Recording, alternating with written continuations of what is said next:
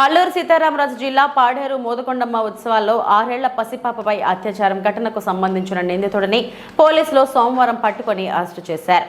ఈ సందర్భంగా ASP Dheeraj media సమావేశం ఏర్పాటు చేసి నిందితుడిని మీడియా ముందు ప్రదర్శించి వివరాలు వెల్లడించారు. సీసీ ఫుటేజ్ ఆధారంగా బాధిత చిన్నారి తెలిపిన సమాచారంతో నిందితుడిని పట్టుకున్నట్లు వెల్లడించారు. అతనిపై పోక్సో కేసు నమోదైందని, కఠిన శిక్ష పడుతుందని ఏఎస్పీ తెలిపారు. చిన్నారులపై, మహిళలపై ఇటువంటి అఘాయిత్యాలకు పాల్పడితే కఠిన శిక్ష తప్పదని హెచ్చరించారు. జిల్లా వాసులకు పసిపిల్లలు, బాలికలు, మహిళలపై దురుసుగా ప్రవర్తించే సంఘటనలకు పాల్పడితే కఠిన శిక్షలు ఉంటాయని, జిల్లా వ్యాప్తంగా నిఘా నేత్రాలు ఉన్నాయని, వాటి నుండి తప్పించుకోలేరని, నేరాలకు దూరంగా ఉండి అప్రమత్తంగా ఉండాలని సూచించారు.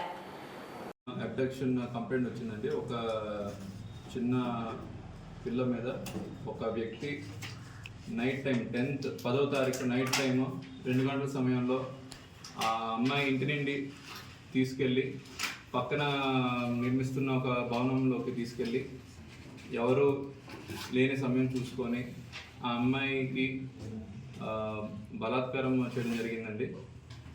దీని మీద మనకి ఇచ్చిన రిపోర్ట్ మేరకు మనం 11th మార్నింగ్ వాళ్ళ మదర్ ఇచ్చిన రిపోర్ట్ మేరకు POCSO case with aggravated sexual penetrative assault and abduction and rape case book చేయడం జరిగింది. ఈరోజు మధ్యాహ్నం మనకి ఉన్న ఖచ్చితమైన ఇన్ఫర్మేషన్ మేరకు మనం చేసిన tower dump analysis, CCTV analysis మేరకు చిన్నపిల్ల చెప్పిన కొన్ని ఐడెంటిఫికేషన్స్ మీద ఇన్ఫర్మేషన్ పెట్టి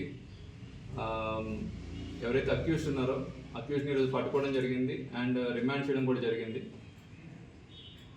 ఈ మీడియా కాన్ఫరెన్స్లో నేను పాడేరు ప్రజలకి మరియు మన డిస్ట్రిక్ట్లో ఉన్న ప్రజలందరికీ విన్నపిస్తుంది ఏంటంటే, చిన్నపిల్లల మీద ఇలా ఒక అత్యాచారం చేయడం అనేది చాలా పెద్ద నేరం. దానికి మన ఏఎస్ఆర్ డిస్ట్రిక్ట్ పోలీసు తప్పకుండా అన్ని ప్రాపర్ ఇన్వెస్టిగేషన్ కంప్లీట్ చేసి ముద్దాయికి కఠినమైన శిక్ష వచ్చేలాగా 100% మేము ప్రయత్నిస్తాం. అండ్ ఎస్పీ సార్ కూడా ఇలాంటి విషయాలని టాలరేట్ చేయరు. మా పోలీస్ శాఖ అంతా కూడా చెప్తున్నాం, ఇలాంటి ఎటువంటి చిన్నపిల్లల మీద కానీ ఆడవారి మీద కానీ ఎటువంటి ఇలాంటి అఫెన్సెస్ జరిగినట్టయితే తప్పకుండా స్ట్రాంగ్ యాక్షన్ తీసుకోవడం జరుగుతుంది. అండ్ ఈ కేసు మీద ఫర్దర్ అప్డేట్స్ ఇన్వెస్టిగేషన్ అయిన తర్వాత మనం అప్డేట్ చేస్తాం.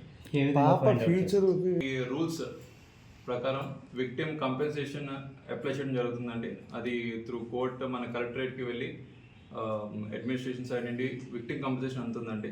అండ్ పాపకి ఏ రకంగానూ స్కూల్లో ఇబ్బంది కలగకుండా టీచర్స్తో కూడా మాట్లాడడం జరుగుతుంది. ఆమె ఐడెంటిటీని బయటికి రాకుండా మేము ఎలా విధాలు ప్రయత్నిస్తాము. అండ్ మా సైడ్ రిక్వెస్ట్ కూడా మీడియా సైడ్ నుండి ఆ పాప ఐడెంటిటీ కానీ పేరు డీటెయిల్స్ ఎవరికి షేర్ చేయొద్దని కోరుతున్నామండి. నిందితుడిని ఏ విధంగా ట్రేస్ అవుట్ చేశారు సార్? అదే ఏ ప్రాంతానికి చెందిన? ఆ నిందితుడు ఈ 12th మైల్ జంక్షన్ దగ్గర మనకి ఇన్ఫర్మేషన్ వచ్చిందండి. ఈ పలానా వ్యక్తి అక్కడ తిరుగుతున్నాడని. ఆల్రెడీ మేము లాస్ట్ ఫ్యూ డేస్గా ఆల్రెడీ 11th జరిగింది, 5 days అయిపోయింది. మనకి ఉన్న చిన్న క్లూస్ మేరకు, ఉన్న సీసీటీవీ ఫుటేజ్ మేరకు ఆ 2 to 2:30 అఫెన్స్ టైంలో జరిగిన సీసీటీవీ ఫుటేజెస్ అని అనలైజ్ చేసి పాప చెప్పిన కొన్ని డిస్క్రిప్షన్, అక్కడ ఉన్న లైవ్ విట్నెస్ చెప్పిన కొన్ని డిస్క్రిప్షన్ మేరకు ఆ పర్సన్ని విత్ ఫోటో ఐడెంటిఫై చేసి అది కొద్దిగా సర్క్యులేట్ చేయడం జరిగింది. మనకి వాళ్ళతో వచ్చిన ఖచ్చితమైన ఇన్ఫర్మేషన్ మేరకు పట్టుకున్నామండి. సార్ నిందితుడు ఒకడున్నాడు సార్? ఒకరేనండి, 1 person. ఒకరు పట్టుకుని తీసుకొచ్చినట్టుగా సమాచారం ఉంది? లేదండి, 1 personే మనం పట్టుకున్నామండి, ఎవరు తెలియదు. అదే ముద్దాయి పేరు స్వగ్రామం చెప్పకూడదండి, అది మీకు తర్వాత రివ్యూ చేస్తామండి. ఇప్పుడు అనవసరంగా కేసు తప్పుదోవ పడుతుంది. Okay sir. సార్ నెక్స్ట్ పోయిన కొన్ని ఫోన్స్ ఆల్రెడీ ట్రేస్ చేయడం కూడా జరిగిందండి. ఫోన్స్ కంప్లైంట్ రాగానే, మిస్సింగ్ కంప్లైంట్ రాగానే ఫోన్స్ కానీ జ్యువెలరీ కానీ కొన్ని మిస్సింగ్ కంప్లైంట్స్ వచ్చాయండి. ఆ రోజే మేము పట్టుకొని ఇవ్వడం జరిగింది.